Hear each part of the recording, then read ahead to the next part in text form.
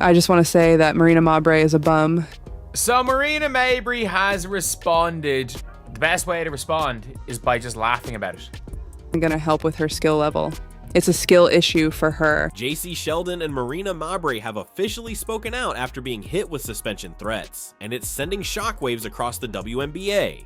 Mabrey didn't hold anything back. She took to Instagram with a fiery rant, blasting critics as delusional and unapologetically doubling down on her actions. Meanwhile, Sheldon's silence has been deafening. No statements, no posts, just radio silence, leaving fans speculating whether she's planning damage control or something bigger. But one thing is certain, June 18th, 2025 is now burned into the WNBA's history. What was supposed to be a high-stakes matchup between the Connecticut Sun and Indiana Fever turned into something entirely different. A chaotic eruption that exposed everything wrong with how the league handles player behavior. By the time the third quarter rolled around, the game had completely unraveled. Basketball took a back seat. What fans witnessed instead was a storm of tension, reckless plays, and emotional outbursts that hijacked the headlines. The spotlight is on, and the WNBA can't look away. This is what players need to realize. It all started with Jacy Sheldon, and things escalated fast. What was supposed to be tight defense turned into something far more aggressive. Sheldon didn't just crowd Caitlin Clark, she straight up poked her in the eye. And this wasn't a minor scrape, it was the kind of eye poke that made fans watching at home physically cringe. Clark, never one to take that kind of disrespect lightly, fired back instantly, shoving Sheldon with a look that screamed, "Are you serious right now?" It was clear from that moment, this wasn't going to be a normal game. And then in the third quarter, Sheldon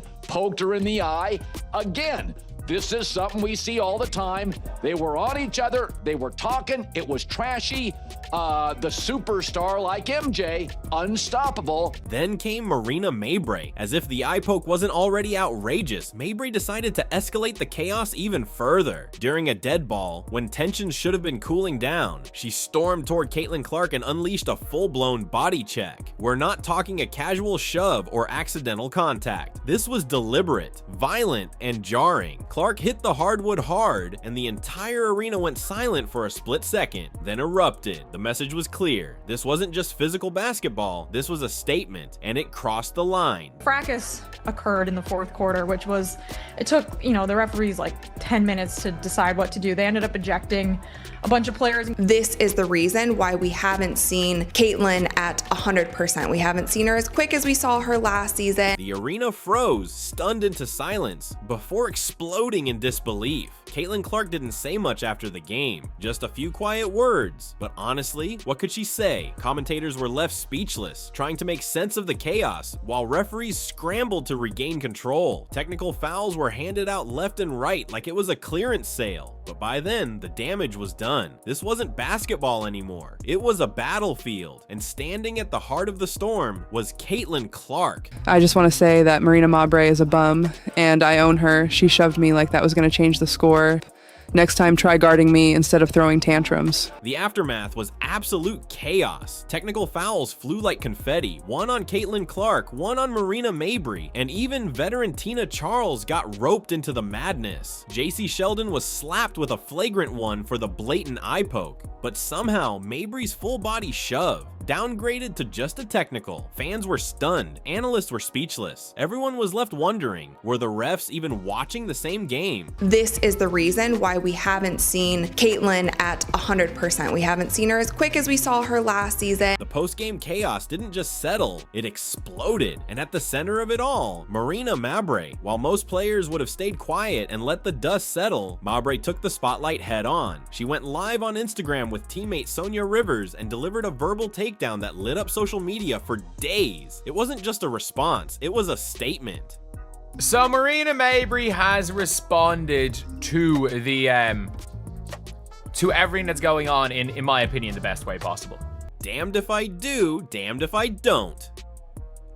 That's how Marina Mabrey kicked things off, and if anyone expected her to back down or soften the blow, they were in for a rude awakening. Her frustration came out unfiltered, fierce, and completely unapologetic. She went all in on her critics, calling them delusional, and even suggesting some of them should check into a psychiatric facility. Harsh? Absolutely. But Mabrey wasn't in the mood to sugarcoat anything. To her, this was about loyalty. She was standing up for her teammate, Jacy Sheldon, and she wasn't about to say sorry for it. If you want to survive in sports, she said, you better grow thick skin. It was a bold stance, and one that instantly reignited the firestorm. Fans were split down the middle. Some applauded Mabrey for speaking her truth, while others said she took it too far. But love her or hate her, one thing was obvious. Marina Mabrey was done playing nice. Probably the best way to respond.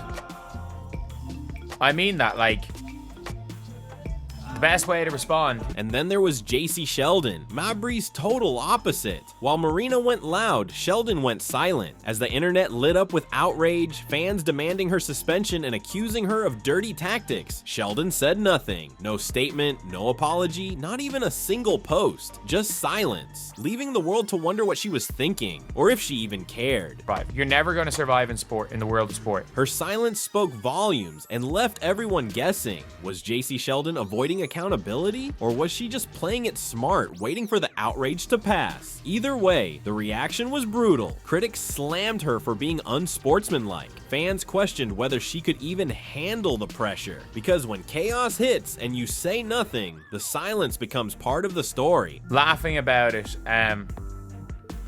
like pretending that it doesn't bother you. While Marina Mabrey's explosive outburst kept her in the spotlight, Jacy Sheldon's silence created its own storm. Her refusal to speak only fueled the rumors and kept fans guessing. Was it guilt, strategy, or something deeper? The contrast couldn't be more dramatic. One loud, one quiet, but both added fuel to the fire. And if anyone thinks this controversy is cooling down, think again. The WNBA is still right in the middle of the storm, and it's far from over. You're never going to survive. You're never going to survive in sport, in the world of sport, especially when your sport is relevant now.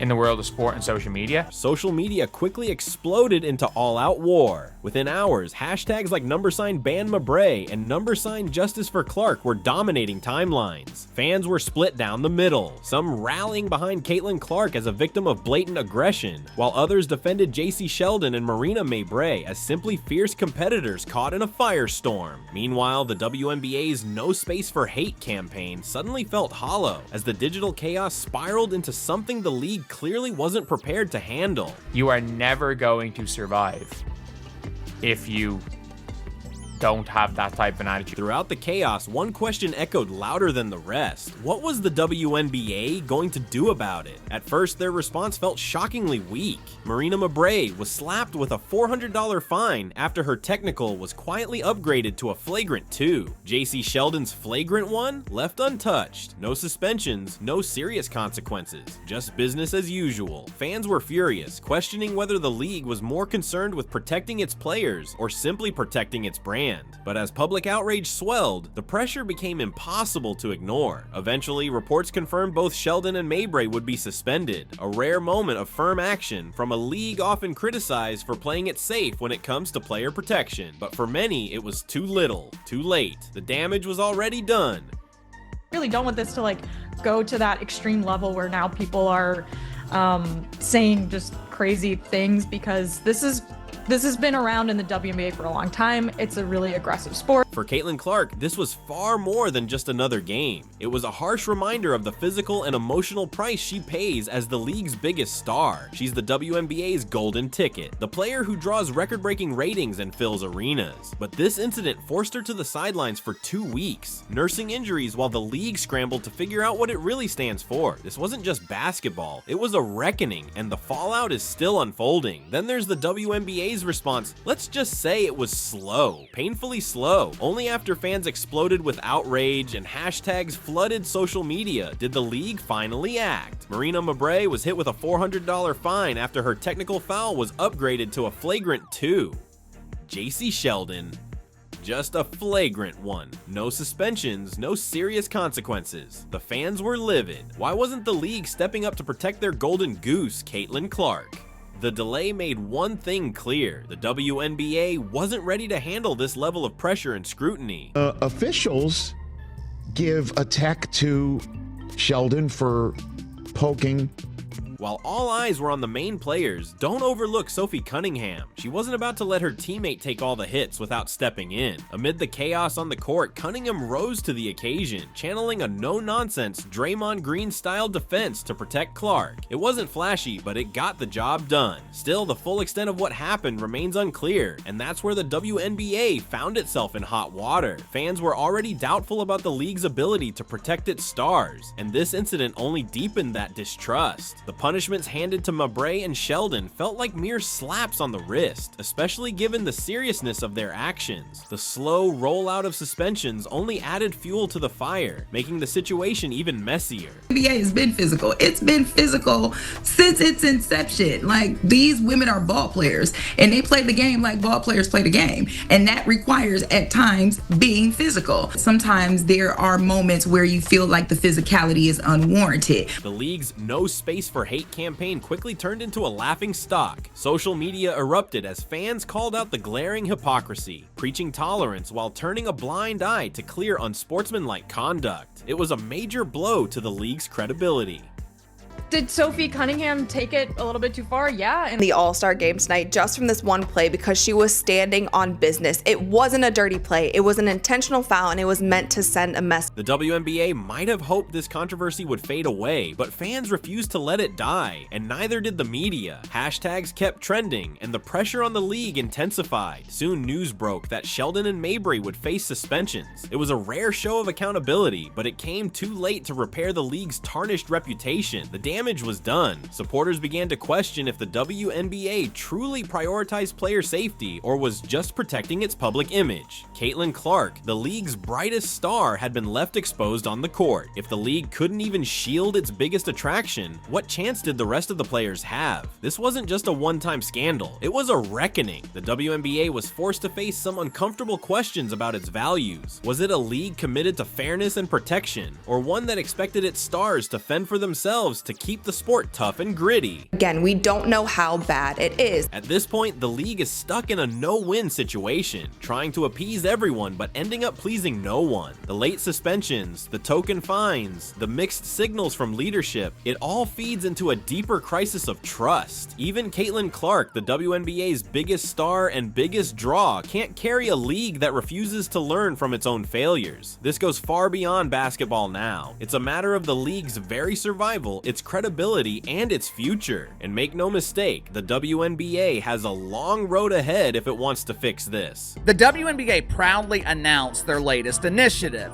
No Space for Hate. No Space for Hate. Caitlin Clark isn't just any player, she's the player. Her comeback to the WNBA after a short injury break pulled in a staggering 2.22 million viewers. Yes, you heard that right. That's the third highest audience in the league's history. Clark's star power is so undeniable, it's practically the glue holding the WNBA together. Sold out arenas, soaring merchandise sales, and a storm of social media chatter. That's all thanks to her. But when she's off the court, the league's deeper problems start to surface. If the WNBA wants to grow and last, it has to learn how to balance fierce competition with player safety. Because one thing is crystal clear, no league can rely on a single superstar to carry the entire show forever, no matter how incredible she is. And the officials give a tech to Sheldon for poking Clark. If there's one thing the WNBA absolutely cannot afford right now, it's to stumble, both on and off the court. The chaos on June 18th cast a glaring spotlight on the league's struggles and growing pains. But if there's any hope, it's this. Moments like these have the power to either make or break an organization. So the real question now is, what's next for the WNBA? There are millions of people that never cared about the WNBA at all, that now care because Caitlin Clark is in the WNBA. First, let's address the officiating. The league must tighten up how it calls fouls and manages unsportsmanlike behavior. Jacy Sheldon's eye poke and Marina Mabrey's body slam weren't mere accidents. They were blatant violations that demanded swift, firm responses. Instead, the league stumbled, only taking action after a massive social media uproar forced suspensions. That approach can't continue. Stronger, clearer officiating isn't just about fairness, it's about sending a message. Players need to understand exactly where the line is, and that crossing it will lead to serious consequences. Thank God they get Caitlin Clark. She's injured for 2 weeks, all of a sudden attendance goes down. Here's the reality. The WNBA can't rely solely on Caitlin Clark. Yes, she's a once-in-a-generation talent who pulls record crowds and sells out arenas, but no league can survive by depending on just one superstar. The NBA didn't stop at Michael Jordan. They built a galaxy of stars. The WNBA has plenty of talent too. Aja Wilson, Brianna Stewart, Sabrina Ionescu, and it needs to spotlight them all. The league must invest in elevating multiple headliners who can keep fans hooked, even when Clark isn't on the court. This is why the WNBA is never, ever going to work. Now, let's focus on Clark herself. If anyone can rise above this chaos, it's her. She's already proven she has that Kobe Bryant level toughness, a relentless competitor who refuses to back down, no matter how many dirty plays come her way. This moment could mark a turning point, not just for Clark, but for the entire league. Protecting her isn't only about shielding their brightest star, it's about showing that the WNBA truly values the athletes who define it. So here we stand at a critical crossroads. Will the WNBA take this opportunity to evolve, learn, and build a stronger, more resilient league? Or will it crumble under pressure, allowing controversy to drown out the incredible talent on the court? The decision is theirs, and time is running out. What's your take on how the WNBA has handled all this? Smash that like button and hit subscribe for more no-holds-barred insights on the hottest WNBA stories, because this season is far from over.